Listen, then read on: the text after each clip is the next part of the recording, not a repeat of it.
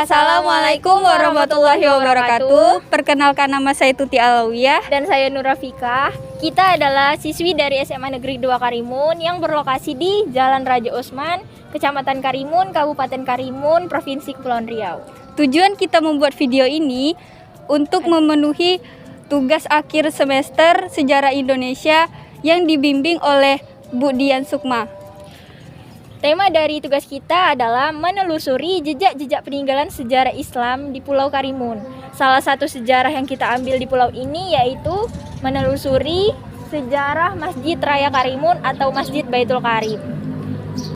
Ayo ikuti perjalanan kita.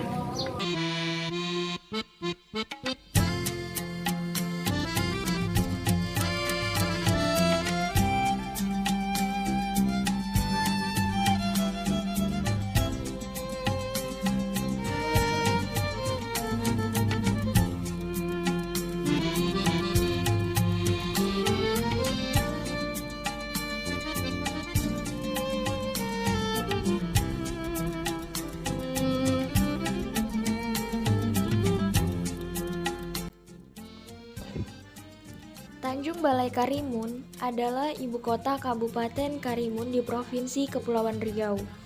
Kota Tanjung Balai ini berada di bagian tenggara dari Pulau Karimun dan secara keseluruhan merupakan bagian dari wilayah perdagangan bebas, yaitu wilayah Batam, Bintan, Karimun. Kota ini juga berada dekat dengan Pulau Sumatera Daratan, Provinsi Riau, serta dekat dengan negara Malaysia. Nama Tanjung Balai Karimun memiliki makna tersendiri. Tanjung yang berarti tanah yang menjulur ke laut, sedangkan balai merupakan istilah tempat pertemuan, rapat, diskusi, dan musyawarah. Asal mula nama Karimun diambil dari nama bahasa Arab yang kata dasarnya ialah Karim yang artinya Maha Pemurah. Sebelum nama Pulau Karimun, sebelumnya pulau ini bernama Pulau Mengkanah. Dahulu, Karimun berada di bawah kekuasaan Kerajaan Sriwijaya hingga keruntuhannya pada abad ke-13. Dan pada masa itu, pengaruh agama Buddha mulai masuk. Hal ini dibuktikan dengan adanya prasasti di Desa Pasir Panjang. Berikut adalah gambar prasasti di Desa Pasir Panjang. Nah, pada masa itu disebutkan Karimun sering dilalui kapal-kapal dagang hingga pengaruh kerajaan Malaka Islam mulai masuk tahun 1914. Mengenai tema tentang penelusuran kami saat ini, yaitu tentang menelusuri jejak-jejak peninggalan sejarah Islam di Pulau Karimun.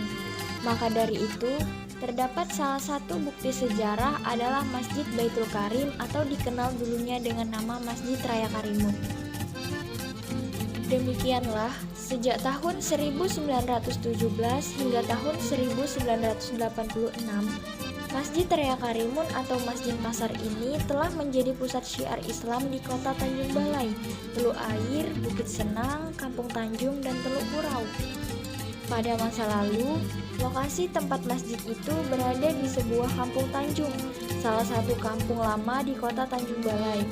Tepatnya, masjid itu terletak di antara Kampung Tanjung dan Kampung Belakang Tanjung, atau di luar batas wilayah komplek bangunan-bangunan pemerintah Belanda di Tanjung Balai. Menurut kontrak politik antara Kerajaan Riau Lingga dengan Presiden Riau.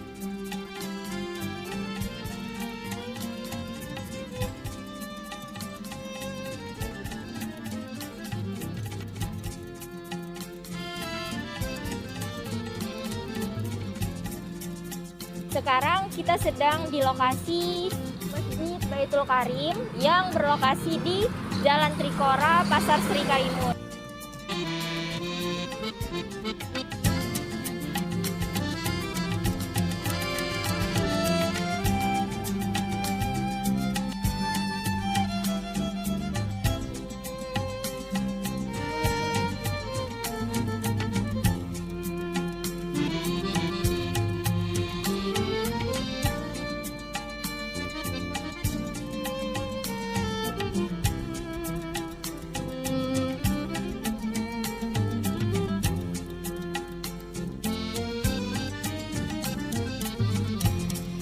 Masjid yang bernuansa hijau kuning ini didirikan pada tahun 1987 dan diresmikan oleh Bapak Soeharto, Presiden Republik Indonesia.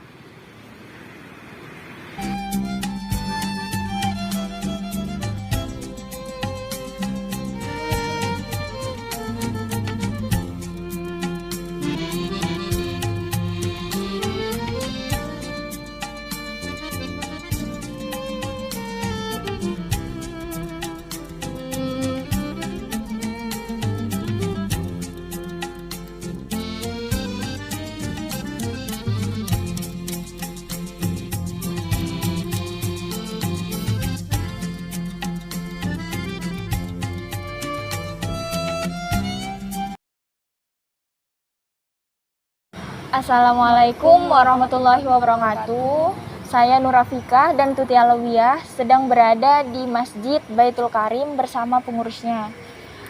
Pak, bisa jelaskan bagaimana sejarah berdirinya Masjid Baitul Karim ini? Baik, Assalamualaikum warahmatullahi wabarakatuh. Saya Dharma, salah satu pengurus masjid di Baitul Karim ini, jabatan sebagai sekretaris. Jadi kalau ditanya asal-usul Masjid Baitul Karim, dulu Masjid Baitul Karim ini namanya bukan Masjid Baitul Karim. Jadi namanya Masjid Raya. Yang dulu bangunannya pun bukan seperti ini. Nah, jadi dulu bangunannya kecil, hanya muat berapa puluh orang gitu. Nah, tapi halamannya luas. Kalau untuk halaman seperti yang kita lihat sekarang ini. Jadi berjalannya waktu, pada waktu itu pada zaman Presiden Soeharto, jadi adalah nama organisasi yang namanya Yayasan Amal Bakti Muslim Pancasila yang ingin mendirikan masjid yang bentuk masjidnya itu seperti ini gitu. Jadi untuk bangunan masjid yang didirikan oleh Yayasan Amal Bakti Muslim Pancasila yang diketuai oleh Pak Soeharto. Jadi setiap daerah itu ada. Nah, jadi di Karimun ini dapatlah masjid yang dari Yayasan Muslim Amal Bakti Pancasila ini. Dan awal untuk pembangunan masjid ini dulu sebetulnya bukan di sini. Jadi di lapangan bola Teluk Air awalnya. Nah, jadi saya pun tak tahu entah kenapa di sana tak jadi. Jadi di sinilah yang akhirnya masjid yang lama sekali itu dibongkar pada tahun 1980-an, dibongkar dan didirikanlah masjid yang didirikan oleh Yayasan Amal Bakti Muslim Pancasila ini pada tahun 1987 yang diresmikan Pak Soeharto dulunya. Nah, gitulah jadi Masjid Raya itu diubah dijadikanlah Masjid Baitul Karim.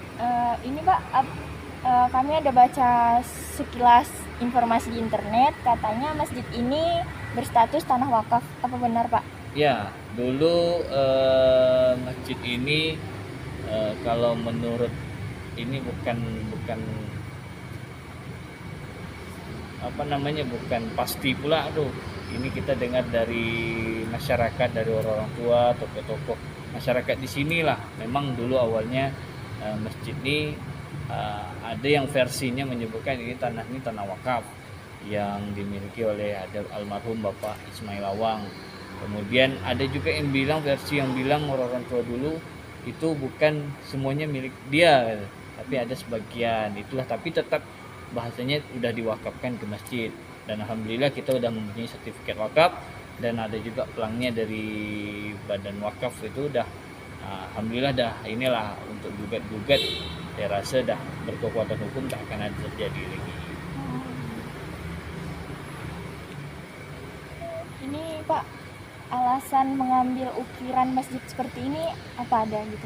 Kalau alasan kenapa mengambil desain bentuk seperti ini, jadi setiap daerah tadi seperti saya bilang tadi, di setiap wilayah di seluruh Indonesia kalau tak salah saya ada 9.999 masjid yang bangunannya seperti ini. Yang didirikan sama oleh Yayasan Amal Bakti Muslim Pancasila. Jadi memang ini merupakan salah satu program presiden kita waktu dulu, Pak Soeharto. Jadi dibuatnya di seluruh wilayah Indonesia tuh ada. Kalau kita di Kepri ini, kalau tak silap saya ada di Karimuni di Baitul Karim, kemudian di Batam di Batu Haji, kemudian di Pinang di Sukarenang. Itu ada. Jadi setiap daerah tuh memiliki satu. Ada juga daerah yang ada dua. Macam di daerah Riau tuh ada satu kabupaten itu ada dua masjid yang kayak gini.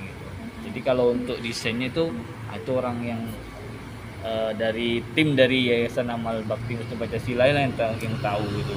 Memang semua masjid yang didirikan mereka semua sama bentuknya. Bisa dilihat di internet atau di mana pun pasti ada. Apa benda terpenting di masjid ini?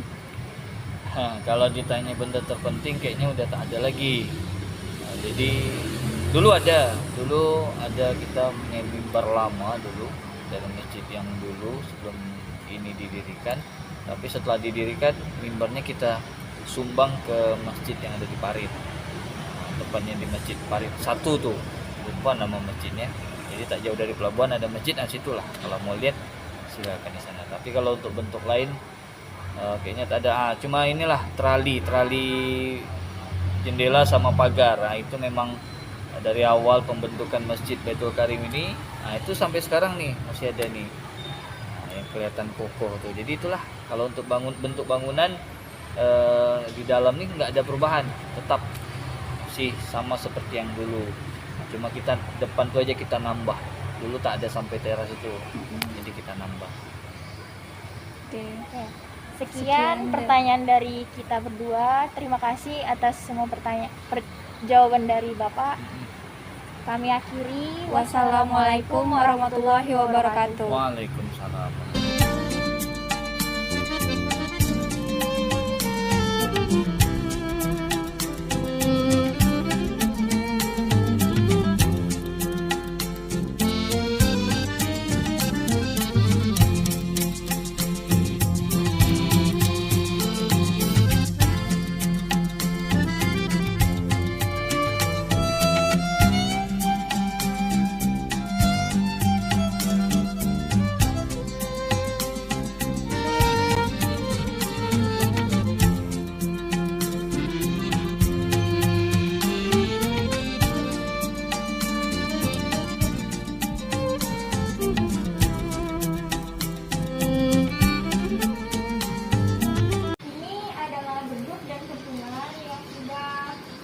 Berumur puluhan tahun yang lalu, yang dulunya digunakan sebagai sarana untuk menyuarakan azan dan memanggil orang-orang untuk sholat di masjid ini.